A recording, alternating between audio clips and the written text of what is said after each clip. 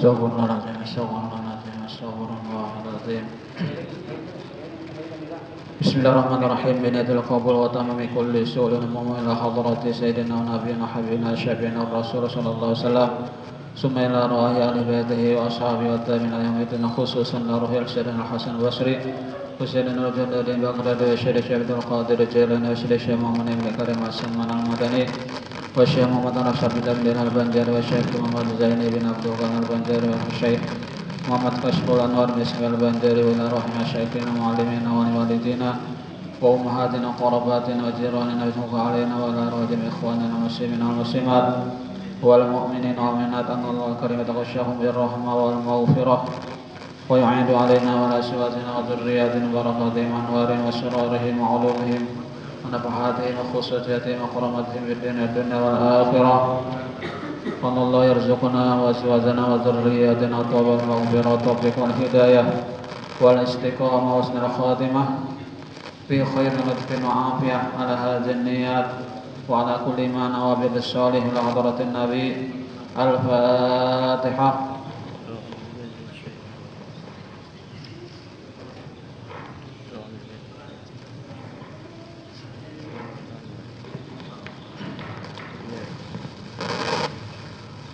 Assalamualaikum warahmatullahi wabarakatuh.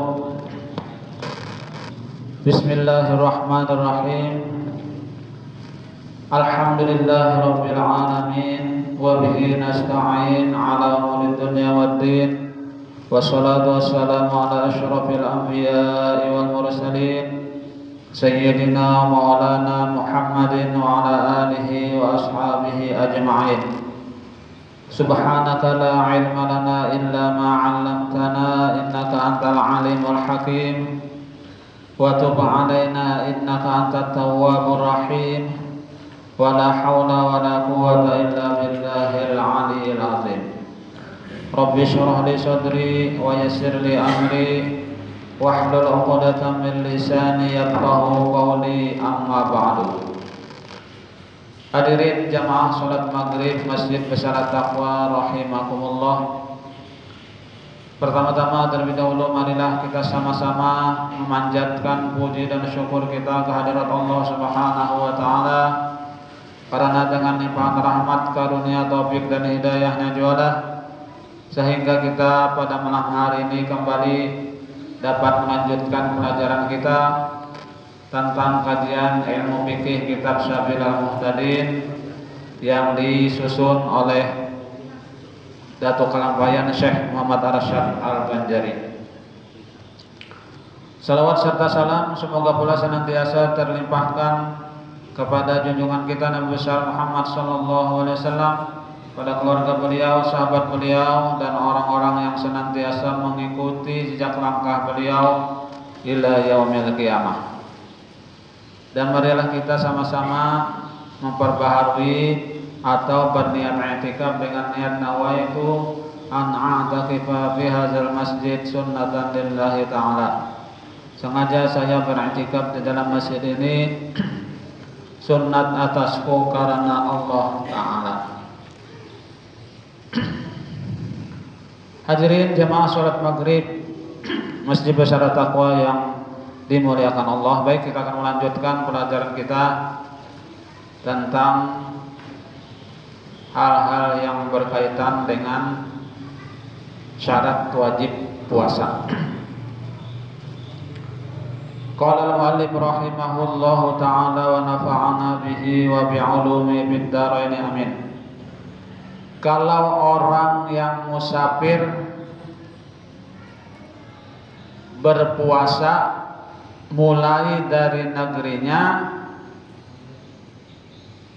maka ia tidak boleh berbuka pada hari itu karena sebagian puasanya jatuh di dalam negeri.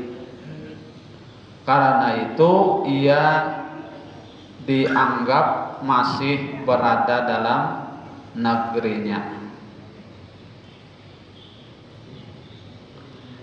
Dan juga perjalanannya dengan keinginannya sendiri. berbeda dengan orang yang diserang penyakit yang ia sedang berpuasa, dan ia sedang berpuasa, maka ia boleh berbuka karena sakit. Karena sakit tidak dengan keinginannya sendiri. Berbeda dengan musafir tadi, orang yang berlayar tadi, orang yang dalam perjalanan tapi masih di dalam negerinya lagi, itu kada boleh berbuka.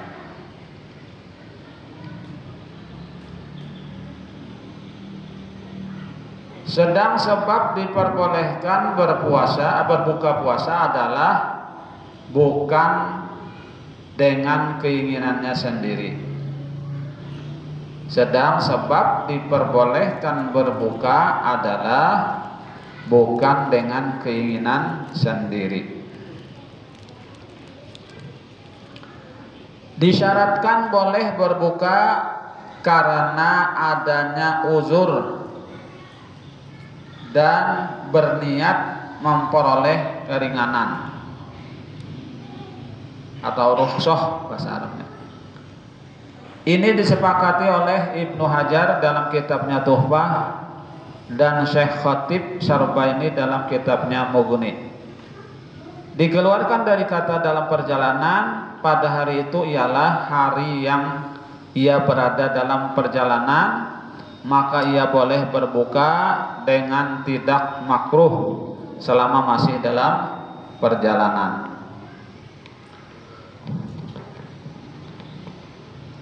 Puasa dalam perjalanan lebih afdol dari berbuka. Puasa dalam perjalanan lebih afdol dari berbuka agar memperoleh waktu fadilah.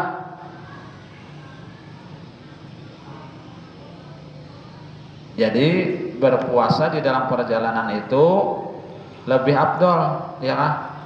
Sesuai dengan ayatnya yang kita baca rajin, ya Pak. Wa man kana minkum maridun aw ala safarin fa'iddatun min ayyamin ukhra. Ya kan, barang siapa dalam perjalanan atau sakit, maka ia boleh berbuka dan diganti dengan puasa di hari yang lain. Lalu dikatakan wa antasumu khairul lakum, dan jika kamu berpuasa itu lebih baik bagi kamu. Artinya berpuasa itu juga lebih baik, ya kan? Baik kita dalam perjalanan atau dalam keadaan sakit, berpuasa itu lebih baik. Ya kan, asal sakitnya jangan memudaratkan. Nah, kalau sakitnya memudaratkan dengan sebab berpuasa tadi, maka puasa pun tidak boleh, ya kan, karena memudaratkan, membahayakan aja kita. Nah, jadi puasa dalam perjalanan itu lebih afdol dari berbuka. Walaupun ada rukhsah, ada keringanan, artinya boleh berbuka. Namun apabila ini puasa, maka itu lebih baik agar memperoleh waktu fadilah, terkecuali kalau takut terjadi mudarat, bahaya aja kita karena berpuasa tadi. Namun dipaksanya juga puasa, bisa mudarat, bisa bahaya. Nah, itu boleh kada puasa, boleh berbuka pada waktu itu atau pada waktu sesudahnya, maka berbuka lebih afdol dari berpuasa. Apabila puasanya tadi mudarat, artinya berbahaya, membahayakan. Dan terkadang wajib berbuka kalau ditakutkan karena berpuasa akan mendatangkan mudarat. Ya kan? Apabila berpuasa tadi mendatangkan mudarat, ujar kita bahaya, makanya wajib berbuka. Bukan boleh lagi, ya kan, wajib berbuka. Karena memudaratkan diri itu kada boleh juga, ya kan? Apa dalam Al-Qur'an? Wala tulqu bi aydikum ilat tahlukah. Dan janganlah kamu lemparkan dirimu itu kepada kebinasaan. Artinya menjaga berbahaya diri, jangan mudorot, jangan berpuasa ya kan. Kada boleh maka wajib berbuka. Namun puasa tadi apa karena memudorotkan atau membahayakan wajah kita.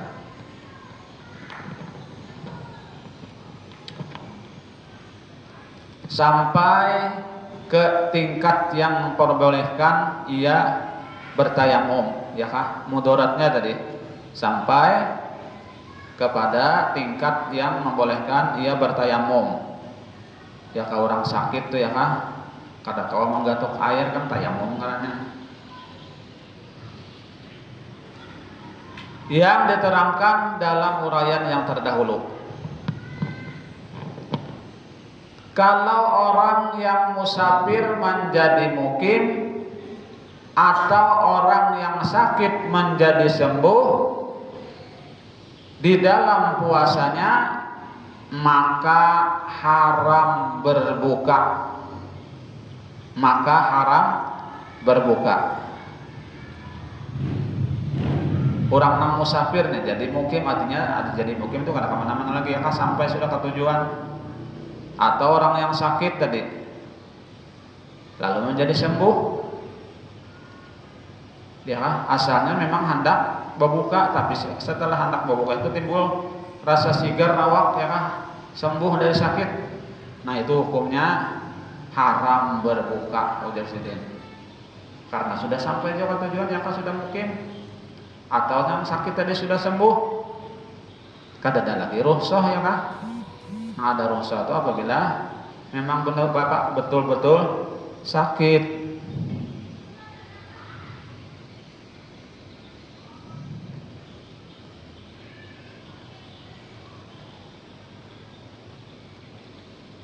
Karena tidak tercapai sebab yang memperbolehkan berbuka.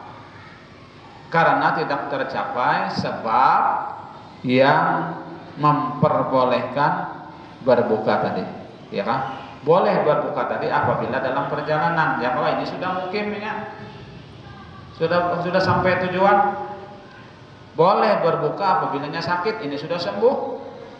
Nah, kada ada lagi kalau yang memperbolehkan tadi.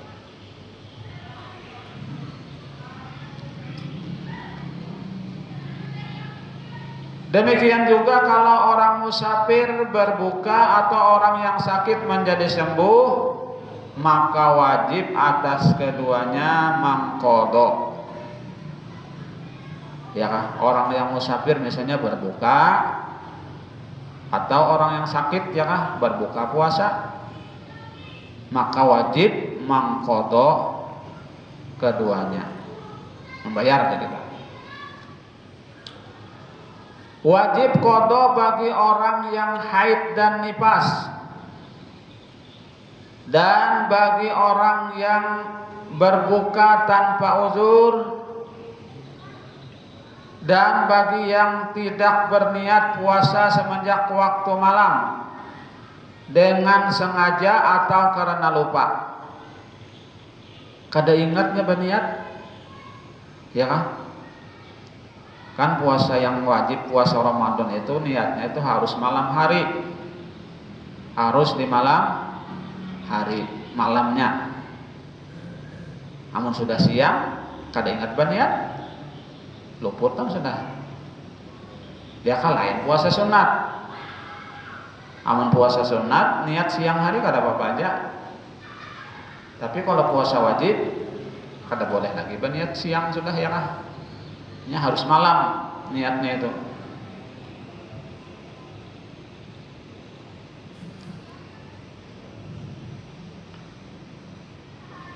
Jadi wajib qadha ya kah? Wajib membayar bagi orang yang haid dan nifas, dan bagi orang yang berbuka tanpa uzur, dan bagi orang yang berniat puasa semenjak waktu malam tadi dengan sengaja atau karena lupa. Tidak berniatnya ya kah? Tidak berniat semenjak waktu malam. Jadi wajib mengqadha, artinya puasanya itu kada sah. Dan wajib mengqadha bagi orang yang tertinggal puasanya karena pingsan atau dan murtad, wajib juga mengqadha. Wajib mengqadha bagi orang yang tertinggal puasanya karena pingsan atau murtad. Karena pingsan dianggap sebagai penyakit, ya, pingsan itu penyakit.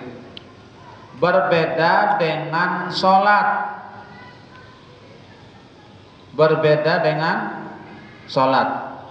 Maka ia tidak wajib mengqadha sholat yang tertinggal dalam waktu pingsan.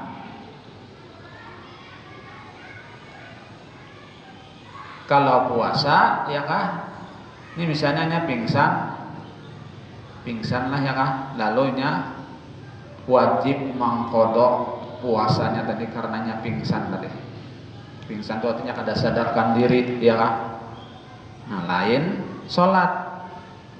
Kalau sholat, ya kah? Hanya dalam keadaan pingsan, ini kada wajib membayar, kada wajib mengqadha, ya kah? Apabila pingsan tadi, ya kah?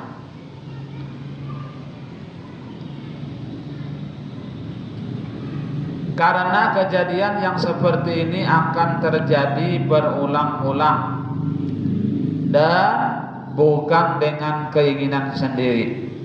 Pingsan tadi, ya kah? Bisa berulang-ulang dan kadang-kadang ada dengan keinginannya sendiri, karena pingsan itu dianggap penyakit, ya kah? Sakit tadi Pak. Kada dapat orang hendak sakit. Orang selalu hendak sehat, ya kah? Dan ada yang hendak sakit. Orang yang kafir kemudian berislam maka tidak wajib mengqadha puasanya. Malahan masalah ini ditetapkan melalui ijma' ulama. Masalah ini ditetapkan melalui ijma' ulama agar ia akan bertambah tertarik dengan Islam. Kalau seorang anak mencapai usia balik dan orang yang gila menjadi sembuh, maka tidaklah wajib mengqadha puasanya yang tertinggal di masa anak-anak atau di masa gila, terkecuali kalau gila di dalam masa murtad atau di dalam mabuknya, maka wajiblah mengqadha puasanya. Terkecuali kalau gila di dalam masa murtad, ya kan? Gilanya di masa murtad atau di dalam mabuknya, maka wajib mengqadha puasanya. Ya, tertinggal di masa murtadnya apabila kembali Islam dan masa mabuknya, seperti yang diterangkan dalam uraian yang terdahulu. Di dalam bab sholat, kalau anak-anak mencapai usia balik pada pertengahan hari puasa, maka wajib ia menyempurnakan puasanya dan tidak wajib qadha. Ini seorang anak, ya kah, apabila mencapai usia balik pada pertengahan hari, tengah hari timbul balik sampai, ya kah, umur yang asalnya kan sunat, ya. Orang yang belum balik itu kan puasa itu menjadi sunat karena ini belum balik, belum sampai umur. Lalu pertengahan puasanya balik sampai umur aja kita, ya kan?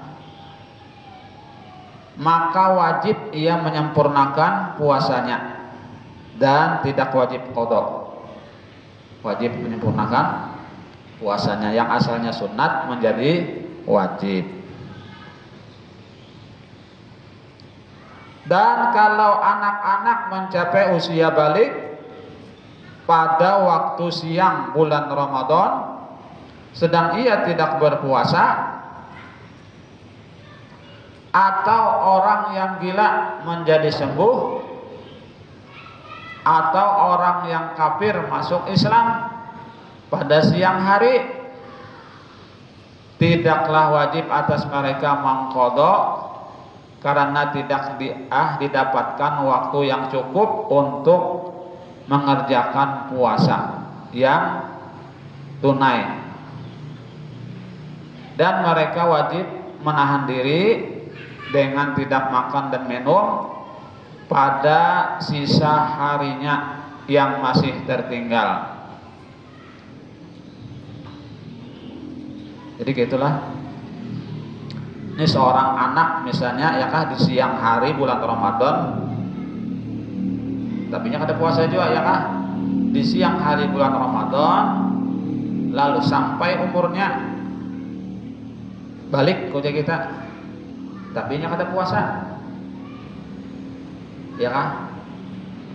Atau orang gila tadi menjadi sembuh, atau orang yang kafir masuk Islam pada siang hari, nah itu tidaklah wajib atas mereka mengqadha puasa tadi, karena tidak didapatkan waktu yang cukup untuk mengerjakan puasa yang tunai, dan mereka wajib menahan diri dengan tidak makan dan minum pada sisa harinya yang masih tertinggal. Ya, kada wajib juga mah mengqadhanya. Cumannya wajib tadi menahan diri jangan makan dan minum sampai sore ya kan, sampai maghrib. Nah, itu caranya. Tetapi sunat menahan diri dan yang membatalkan puasa bagi mereka dan bagi perempuan yang haid pada waktu siang hari agar keluar dari perselisihan ulama. Karena ada yang mengatakan menahan diri itu hukumnya wajib. Ada sebagian ulama yang berpendapat bahwa menahan diri dari makan dan minum itu ya hukumnya wajib. Sunat menahan diri bagi orang yang sakit sedang penyakitnya sembuh sebelum tenggelam matahari. Sunat menahan diri dari orang yang sakit, bagi orang yang sakit lah, menahan diri tadi sedang penyakitnya sudah sembuh sebelum tenggelam matahari. Demikian juga bagi orang yang musafir yang menjadi mukim, ia menahan diri pada siang hari pada hari itu karena untuk menghormati waktu. Artinya jangan berbuka tuh Bang ya kan?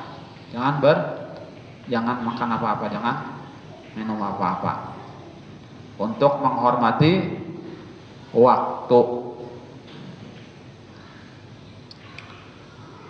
Orang yang berbuka tanpa uzur wajib menahan diri, demikian juga orang yang lupa berniat pada waktu malam hari wajib juga menahan dirinya. Begitu juga bagi orang yang mengira hari masih malam tetapi ternyata sudah siang. Dan bagi orang yang berbuka yang dikiranya hari itu adalah hari Syak termasuk awal bulan Ramadan karena menghormati waktu. Dapat dipahami wajib menahan diri apabila dikaitkan dengan puasa Ramadan yang berarti puasa bukan bulan Ramadan, seperti puasa nazar dan puasa qadha, tidaklah wajib menahan diri. Orang yang menahan diri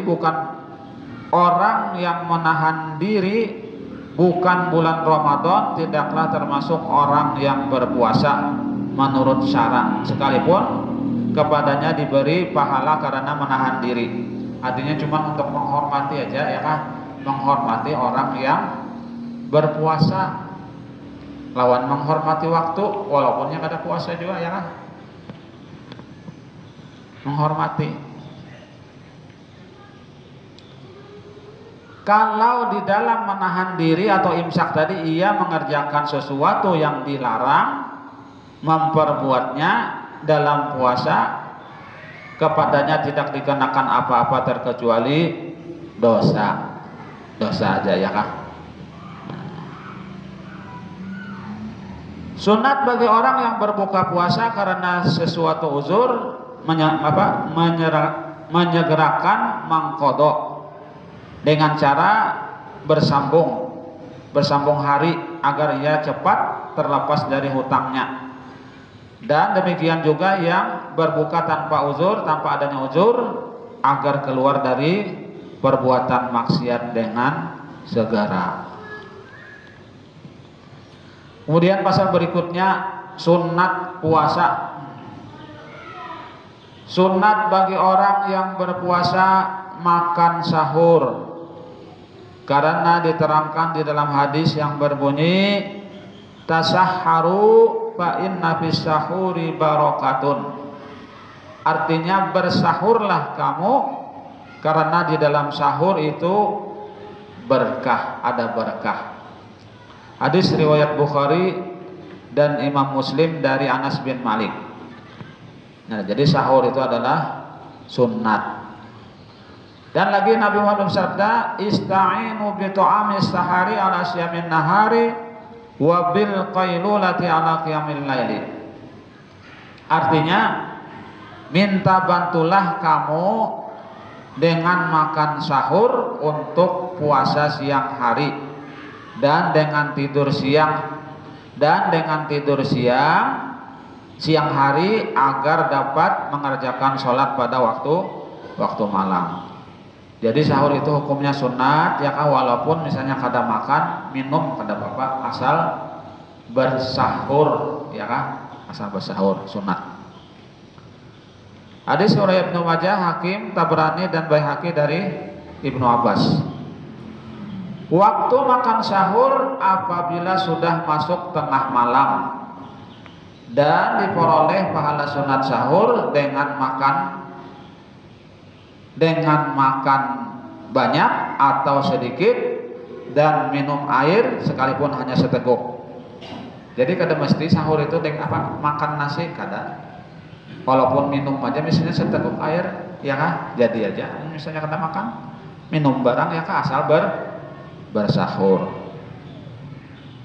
Karena Nabi bersabda tasahharu walau bijur'ati ma'in. Artinya bersahurlah kamu dan kalau dengan air seteguk sekalipun, artinya sekalipun seteguk dengan apa?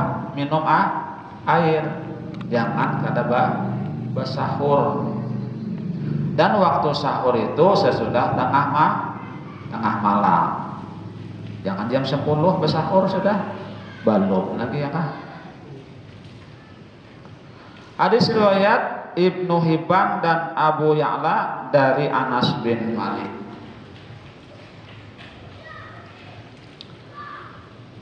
Yang terabdal makan sahur itu dengan kurma, karena diterangkan di dalam hadis ni'ma sahuril mu'mini at-tamru. Artinya sebaik-baik makan sahur orang yang beriman itu ialah dengan makan kurma. Nah, itu sebaik-baik sahur ya kah? Makan kurma aja. Ayo, sanggup kah makan kurma?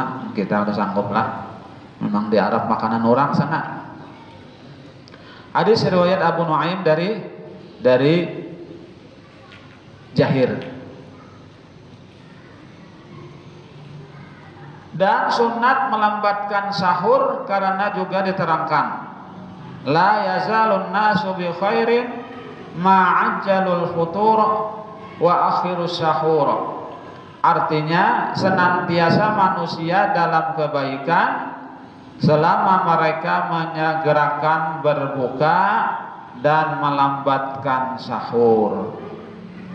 Jadi ujar Nabi senantiasa dalam kebaikan orang yang menyegerakan berbuka.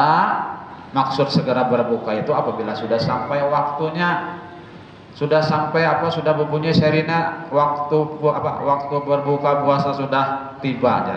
Lakas memakan ya kan, lakas dibatalkan puasa tadi. Jangan kena dahulu, kena aja dahulu ya kah? Masih asakawa aja nih, kena aja dulu. Kada kayak itu ya kah? Jadi segera berbuka maksudnya itu bukan segeranya belum sampai waktu. Kalau orang salah paham misalnya lalu belum sampai waktu berbuka sudah sunat jangan menyegerakan, kada kayak itu ya kah? Maksud segera sini sudah sampai waktunya segera berbuka. Dan yang melambatkan sahur. Jadi sahur itu yang lebih baik itu lambat ya kah, parak waktu imsak. Parak dengan waktu imsak itu sahur yang paling bagus.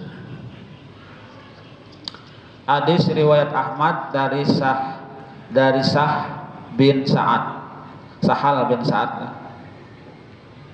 Dan lagi diterangkan dalam hadis yang sahih bahwa para sahabat berkata, tasahharna ma'a Rasulillah sallallahu alaihi wasallam, summa qumna ila sholati wa kana qadru ma bainahuma khamsina ayah. Artinya kami makan sahur bersama dengan Rasulullah sallallahu alaihi wasallam, kemudian kami bersolat subuh, dan jarak antara sahur dan sholat subuh sekitar dapat dibaca 50 ayat. Sekitar dapat dibaca 50 ayat. Nah, sempat jalan. Kemudian kita baca Yasin terjen 5 menit tuntung. Yasin itu 83 ayat. Berarti kada sampai 5 menit timbul waktu imsak. Nah, itu yang baik ya kan, waktu bersahur. Hadis riwayat Baihaqi dari Anas bin Malik. Hadis ini menerangkan waktu yang sunat dan akan mendapatkan pahala sunat dengan melambatkan sahur. Artinya melambatkan sahur itu pahalanya tak banyak karena sunnah ya kah, sunnah Rasulullah sallallahu alaihi wasallam. Walaupun setengah-tengah malam tuh sudah boleh bersahur ya kah? Tengah malam tuh sudah boleh. Sesudah tengah malam boleh aja bersahur. Tapi yang baiknya mendekati waktu imsak. Hikmah melambatkan sahur agar tubuh kita kuat dalam melaksanakan ibadah dan agar membedakan puasa orang Islam dengan orang Yahudi dan Nasrani. Ya kah? Karena makan sahur itulah badan kita nih masih sehat, kuat ya kah? Menjalankan ibadah yang lainnya, sholat jangan bina loyo ya kah? Kenapa nih bina loyo anu sahur sungsung banar, atau misalnya kada sahur lalu loyo ya.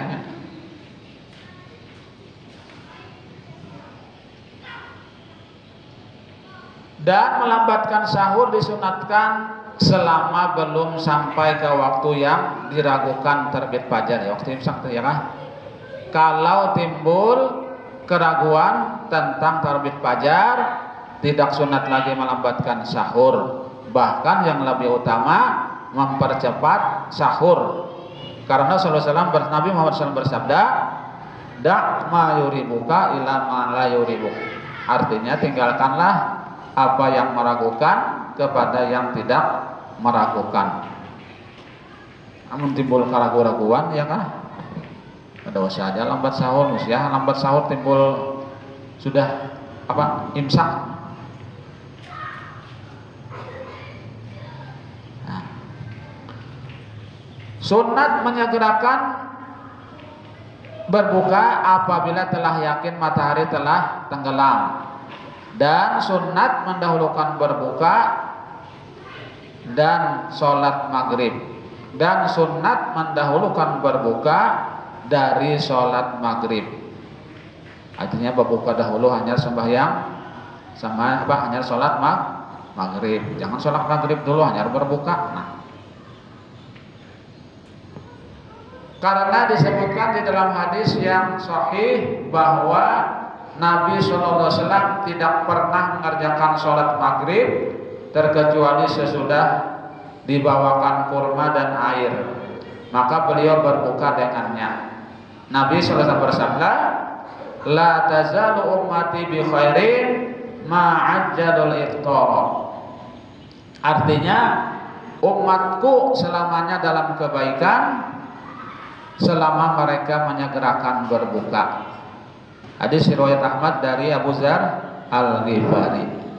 Nah, kira cukup sini dulu yang dapat saya sampaikan. Mudah-mudahan sedikit banyak ada manfaatnya dan mudah-mudahan Allah SWT mengampuni segala dosa-dosa kita, dosa kedua orang tua kita, dosa keluarga kita, guru-guru kita, jarak tetangga kaum muslimin dan muslimat. Dan mudah-mudahan Allah SWT mengabulkan hajat kita, hajat dunia dan hajat akhirat. Dan mudah-mudahan Allah SWT mematikan kita dalam keadaan husnul khatimah, husnul khatimah, husnul khatimah. Amin, amin ya rabbal alamin. Demikian yang dapat saya sampaikan. Mohon maaf apabila ada kekurangan dan keliruan. Billahi taufiq wal hidayah. Wassalamualaikum warahmatullahi wabarakatuh.